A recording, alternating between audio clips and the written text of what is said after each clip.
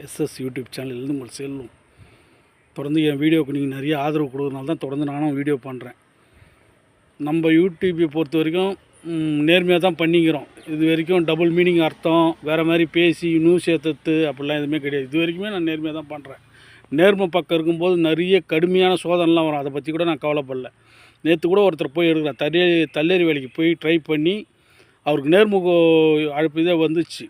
ஆனால் அந்த நேரத்தில் அவர்கிட்ட 4 லட்ச ரூபா பணம் கேட்குறாங்க. அந்த நேரம் அவர்கிட்ட காசு கிடையாது.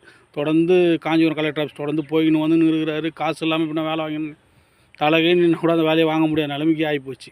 லாஸ்ட்டாக கிருஷ்ணன் எடுத்து அந்த இடத்துல கொளுத்திக்கினார். அப்பத்தி கலெக்டர் பொன்னையன், காஞ்சிபுரம் கலெக்டர், அவரை சமாதானம் பண்ணி அனுப்பிச்சி விட்டார். அதோட அந்த வேலையும் கிடைக்கல. அதுக்கப்புறம் அவங்க ஒய்ஃப் உடம்பு சரியாமல் தவறியும் போயிடுறாங்க. ஏன் இதை நான் சொல்கிறேன்னா, நல்ல பதிவுகள் தான் நம்ம இது வரைக்கும் நிஜ பதிவுகள் தான் போடுறோம். நேர்மை பக்கம் இது வரைக்குமே நின்றுங்கிறோம். எங்கள் சேனலுக்கு நீங்கள் தொடர்ந்து ஆதரவு, இன்னும் உங்கள் ஆதரவு நாங்கள் எதிர்பார்க்குறோம். எஸ்எஸ் யூடியூப் சேனல் உங்களுக்கு செல்லும். தொடர்ந்து எங்களுக்கு ஆதரவு கொடுங்க. சப்ஸ்கிரைப் பண்ணுங்கள், லைக் பண்ணுங்கள், ஷேர் பண்ணுங்கள்.